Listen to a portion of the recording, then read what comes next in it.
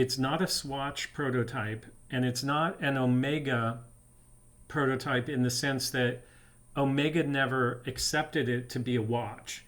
So it's I think it was a Gerald Genta design that was more likely than not commissioned by Omega, but that it was never used by Omega. Therefore, it's not an Omega. It doesn't appear in their archives because it was never made by them. It was made by an outside case company that Gerald Genta was working with, and then they would present things to Omega, and then the Omega management would decide if they were going to use them or not.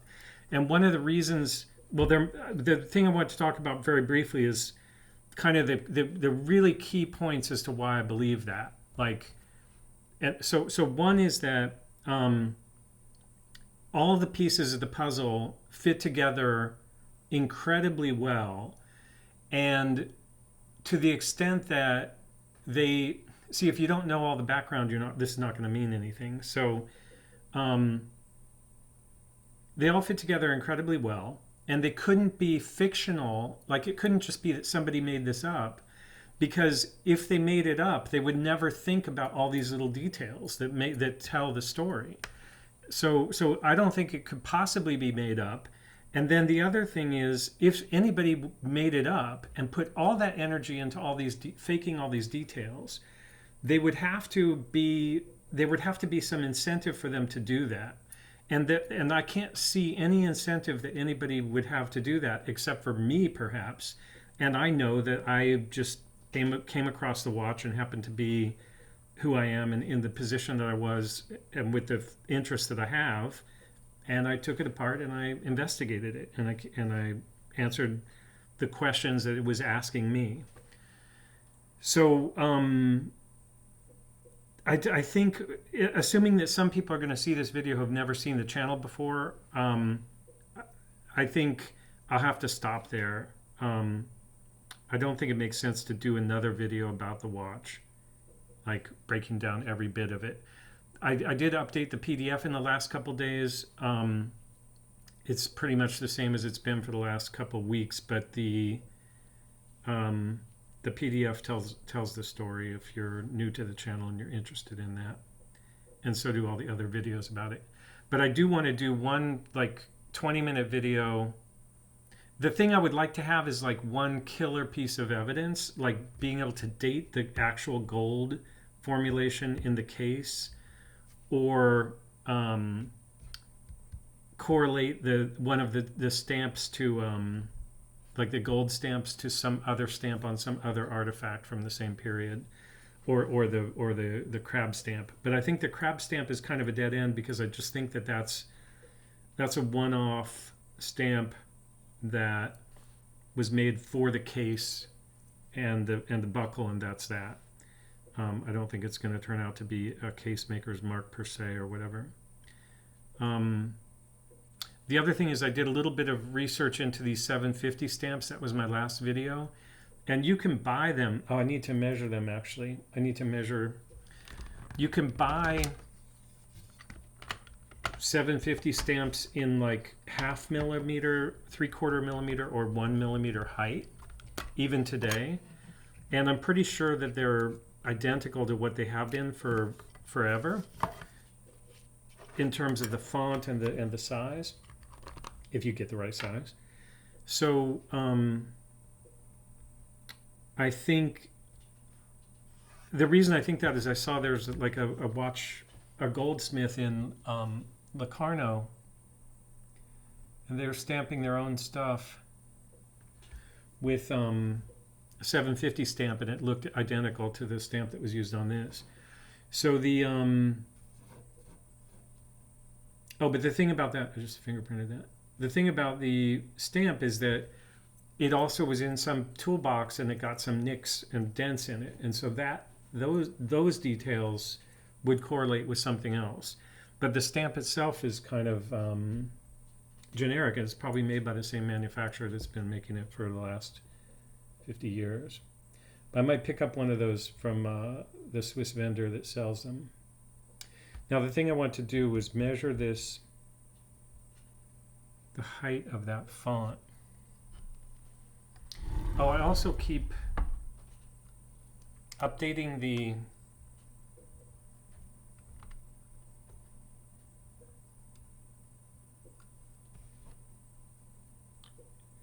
sizes of things as I measure them more accurately.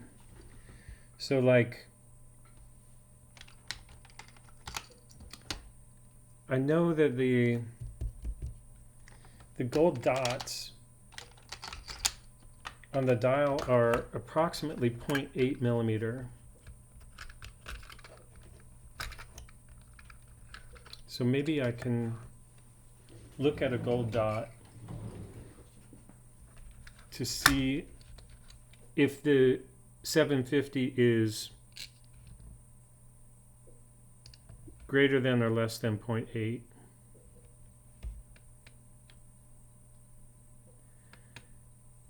That's weird. Gold. I think I got some Rodico on these things.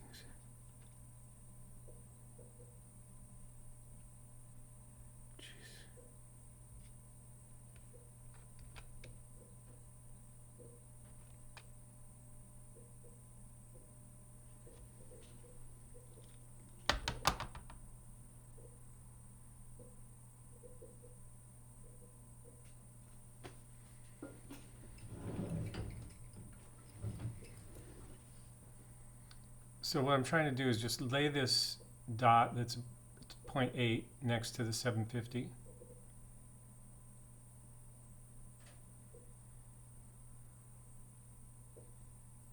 So I think the 750 is 1 millimeter.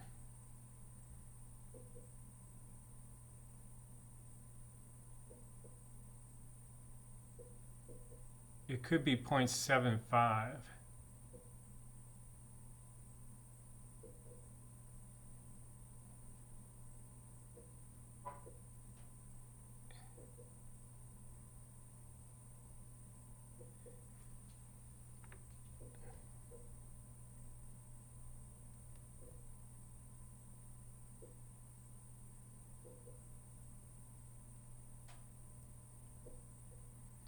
Yikes, where'd that go? Okay. And there's another thing, actually. This is annoying because I think it's really hard to tell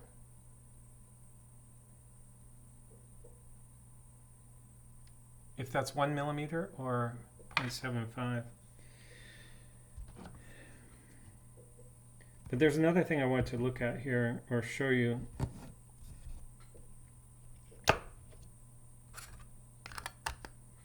This gets back to the story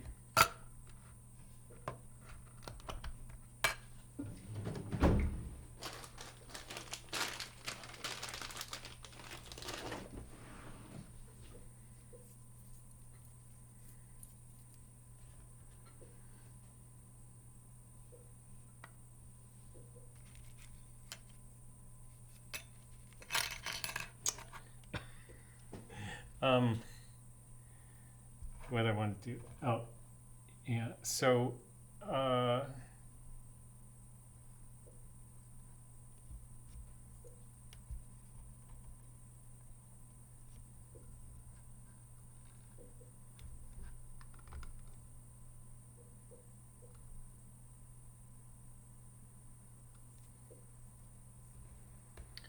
so this is the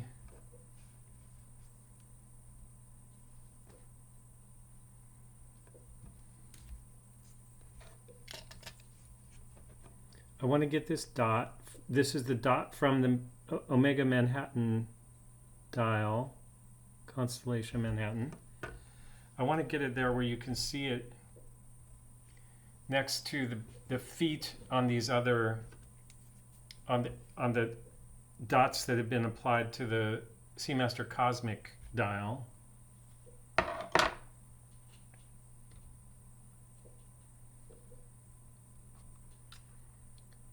So, as you know, I checked the gold content on both of these, and it's 9 carat, or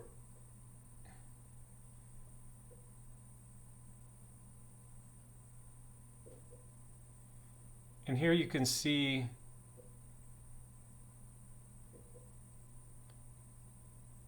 I think the test is actually for 8 carat, so it's greater than 8 carat and less than 14, so that's why it's 9.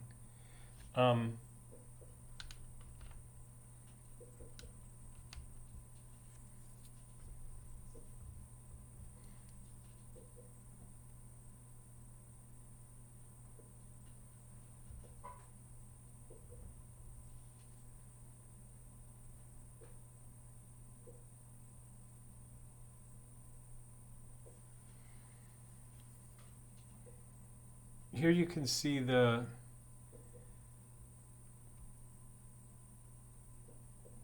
back of the, I forget what I was calling that, but like the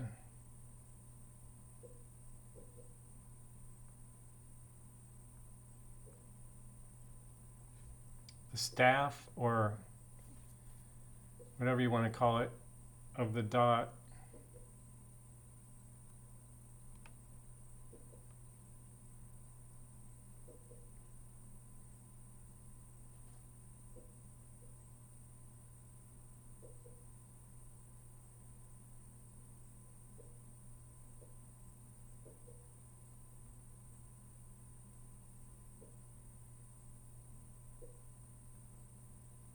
You can see it's the same diameter.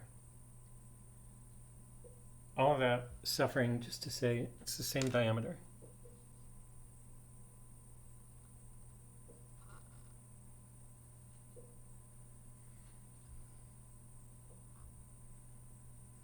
And then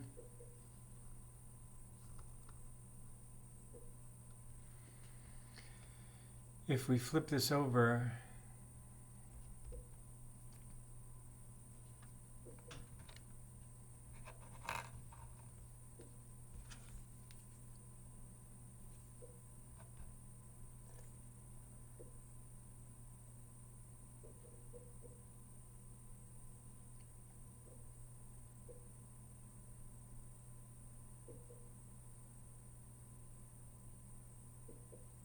you can see that the dot itself is also the same diameter.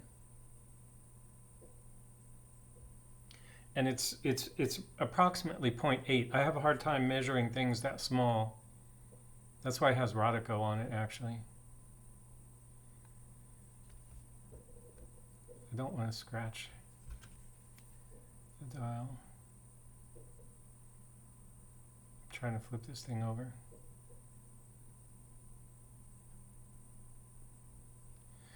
So my point about how this watch is what I say it is like these kind of details, you can't really make them up. Like, and I didn't go look, like I didn't, well, each thing that I found, I looked within the zone of what I thought I should be looking for that thing. So for these points, I looked at like what points were around in 1981 when this transfer would have been made. And I found the Carol Didesheim Manhattan constellation was being constructed. Now, if you go back far enough, there's also some Omega watches in the 1940s and 50s that had round indices, and they're probably there's probably other places in history where you'll find them, but the fact that there was a source right there at the exact time that I was looking for, which is when this watch would have been transferred to Omega as the reference design for the swatch. I mean, to ETA. You know, there's the Carol Didesheim patent. There's the Manhattan Constellation watch with these types of indices, and yeah, could be a coincidence like 100 other aspects of the watch, but every time I look for something, I find exactly what it is that I find more and more evidence that supports my hypothesis.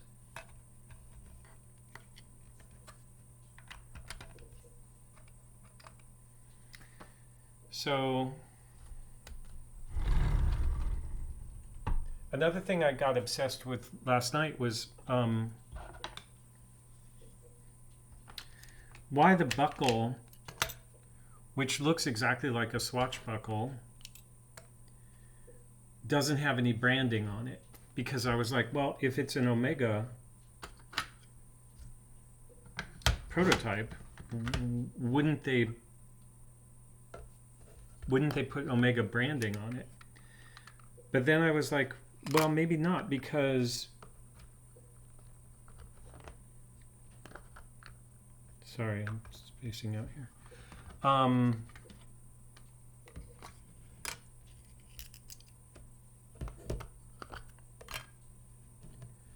I think that when you do a prototype for a company, just like if you're doing a TV commercial on spec or something, that's a really bad example. When you're doing a prototype for something, you don't use the trademark because it's not accepted as being what you're prototyping yet.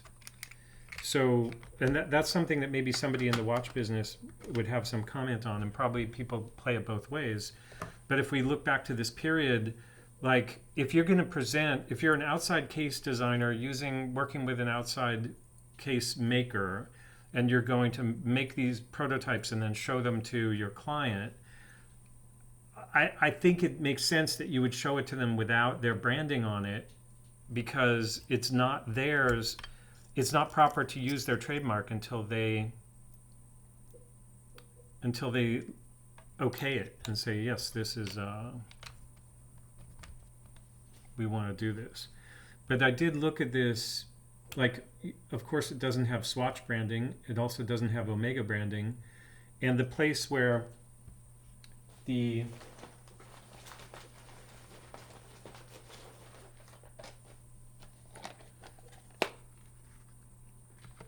on an Omega buckle like this,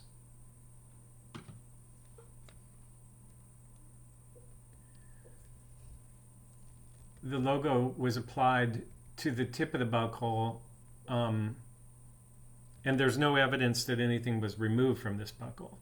But I think you could design this buckle with the full knowledge that, like, it's easy to apply the logo if they accept it and they want to manufacture it in bulk.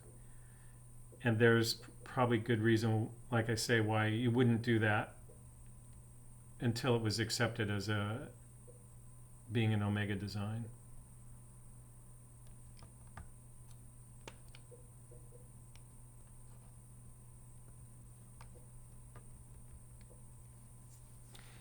Anyway, this was supposed to be a short update video, but I couldn't help getting into some detail.